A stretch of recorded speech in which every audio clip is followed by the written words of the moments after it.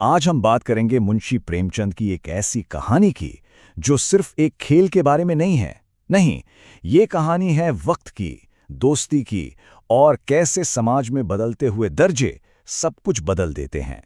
ये कहानी है गुल्ली डंडा की, एक ऐसा खेल जो बचपन की मासूमियत और बड़े होने की कड़वी हकीकत के बीच एक पुल की तरह है। तो चलिए इस कहानी की गलियों में उतरते हैं। हमारे कथावाचक के लिए गुल्ली डंडा कोई मामूली खेल नहीं, बल्कि सब खेलों का राजा है। आज भी जब वो लड़कों को गुल्ली डंडा खेलते हुए देखते हैं ना, तो उनका मन करता है कि सब कुछ भूलकर बस उसी मिट्टी में उन्हीं लड़कों के साथ एक हो जाएं। और भला ऐसा क्यों ना हो? सोचिए, विलायती खेलों की तरह इसमें ना तो किसी लॉन की जरूरत है, ना कोर्ट की और ना ही महंगे सामान की। बस किसी पेड़ से एक टहनी काटी, गुल्ली बनाई और खेल शुरू। ये वो खेल है जो बिना एक पैसा खर्च किए अमीरी और गरीबी की हर दीवार तोड़ देता है। बचपन की वो मीठी यादें, वो भी तो इसी खेल से जुड़ी हैं। सुबह सुबह घर से भाग निकलना, पेड़ पर चढ़कर टहनियाँ काटना, वो बेफिक्र सा जोश, वो छोटी छोटी लड़ाइयाँ। और सबसे खास बात ये कि उस खेल के मैदान में छूत-अछूत, अमीर गरीब ऐसा कोई भेदभाव था ही नहीं। वहाँ सिर्फ खिलाड़ी थे और सच्चे दोस्त। और पता है, उन खिलाड़ियों की टोली का एक ही चैंपियन हुआ करता था। नाम था उसका गया।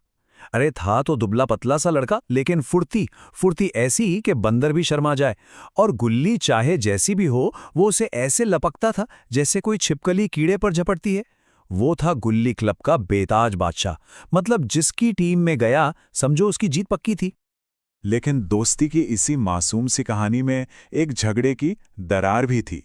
एक ऐसी घटना जो कथावाचक के जहन में हमेशा के लिए एक कांटे की तरह चुभ कर रह गई। हुआ यूं कि एक दिन कथावाचक और गया अकेले ही खेल रहे थे। जब कथावाचक की बारी आई तो अचानक उनका मन खेल से भर गया। उन्होंने सोचा घर भाग जाता हूं, लेकिन गया वो तो चट्टान की तरह रास्ता रोकर खड़ा हो गया। बोला, मेरा दाव दिए बिना कहीं नहीं जा सकते। बहस जब बढ़ी तो कथावाचक ने दोस्ती का नहीं, बल्कि अपने खिलाए हुए एक अमरूद का वास्ता दे दिया। कथावाचक को लगा कि न्याय तो उनकी तरफ है। आखिर रिश्वत देकर तो लोग खून तक पचा जाते हैं, तो क्या गया उनका एक मामूली सा अमरूद यूं ही हजम कर जाएगा? क्या एक अमरूद की कीमत खेल के उसूलों से भी ज्यादा थी? बस बात बहस से बढ़कर गाली गलौज और फिर हाथापाई पर आ गई। गया ने एक चांटा जड़ दिया तो कथावाचक ने उसे दांतों से काट लिया। जवाब में गया ने भी पीठ पर डंडा जमा दिया। और फिर कथावाचक ने अपना आखिरी हथियार निकाला, आंसू। और ये आंसू यही उनका ब्रह्मास्त्र साबित हुए। गया इस हथियार का मुकाबला नहीं कर पाया और हार गया।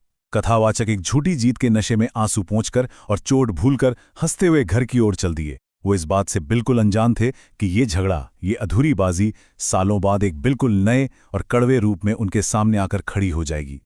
एक मिनट, कहानी में आगे बढ़ने से पहले एक छोटी सी बात।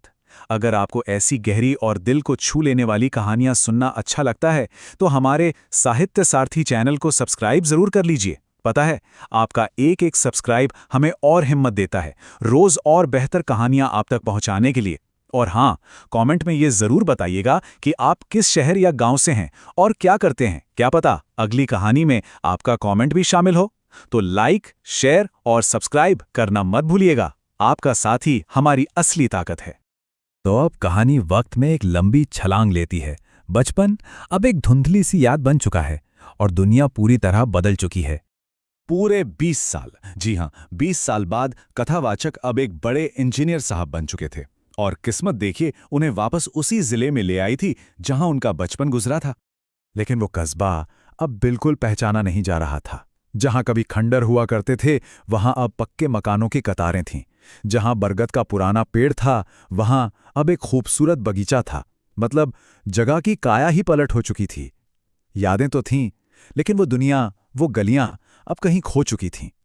तभी उनकी नजर कुछ लड़कों पर पड़ी जो गुल्ली डंडा खेल रहे थे।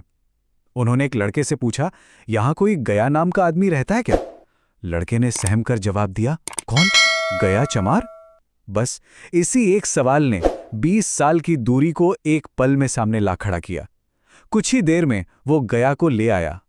अब वो गुल्ली क्लब का चैंपियन नहीं था, बल्कि डिप्टी साहब का एक मामूली सा साइज था। कथावाचक के मन में वो बचपन की अधूरी बाजी फिर से जिंदा हो उठी। उन्होंने उस 20 साल की दीवार को गिराने की कोशिश करते हुए गया से कहा, आओ आज हम तुम खेलें। तुम्हारा एक दांव मेरे ऊपर बाकी है ना, वो आज ले लो। दोनों बस्ती से दूर खेलने पहुंचे, लेकिन अब कथावाचक के खेल में वो पुरानी बात नहीं थे। अपने पद के गुरूर में वो प्रैक्टिस की कमी को बेईमानी से छिपा रहे थे। वो खेल के हर नियम को तोड़ रहे थे और गया बस चुपचाप सब कुछ देख रहा था। एक बार तो गुल्ली डंडे से साफ साफ टकराई। एक खनकती हुई आवाज आई जोर से, लेकिन कथावाचक ने, जो अब एक बड़ा अफसर था, बड़ी बेशर्मी से झूठ बोल दिया। मैंने तो लगता नहीं देखा। उनके मन में आया, क्यों ना एक बार झूठ बोलकर देखा जाए। और हैरानी की बात यह थी कि गया ने कोई बहस ही नहीं की। उसने बड़ी आसानी से उनकी बात मान ली और बोला, हाँ साहब, किसी ईंट में ही लगी होगी। कथावाचक अपनी ही बनाई दुनिया में खुश थे। उन्हें लगा कि गया अब भी वही भोला भाला बच्चा है जिसे कुछ याद नहीं। खेल तो खैर खत्म हो गया और कथावाचक अपनी झूठी जीत पर खुश भी थे। लेकिन असली कहानी का पर्दा तो अगले दिन उठना था, जब उनके सामने एक ऐसी कड़वी सच्चाई आई जिसने उन्हें अंदर तक हिलाकर रख दिया। अगले दिन कथावाचक ने गया को गांव वालों के साथ खेलते हुए देखा और आज असली गया उनके सामने था। उसके खेल में न कोई झिझक थी, न कोई हिचकिचाहट। वही पुरानी बिजली सी फुर्ती, वही अचूक निशाना। डंडे की हर चोट पर गुल्ली आसमान से बातें कर रही थी। और तब कथावाचक को सब कुछ साफ साफ समझ आ गया। कल गया उनके साथ खेल नहीं रहा था, वो तो बस उन्हें खेला रहा था। वो एक दोस्त का नहीं, एक अफसर का मन रख रहा था। गया की नज़रों में वो अब बचपन का दोस्त नहीं, बल्कि एक बड़ा साहब था जिसका लिहाज करना उसकी मजबूरी थी। उन्हें एहसास हुआ कि उनकी अफसरी, उनका पद, उन दोनों के बीच एक शीशे की दीवार बन चुका है। वो अब गया का अदब पा सकते थे, उसका लिहाज पा सकते थे, लेकिन वो बराबरी वाली दोस्ती, वो बेफिक्र साथ हमेशा हमेशा के लिए खो चुके थे। और कहानी का अंत एक ऐसी कड़वी सच्चाई पर होता है जिसे कथावाचक को मानना ही पड़ता है। वो समझ जाते हैं कि इस पद और रुतबे की दुनिया में वो खेल तो जीत गए, पर असल में हार चुके थे। गया, जिसे समाज छोटा समझता था, आज अपनी इंसानियत में कहीं ज्यादा बड़ा हो गया था।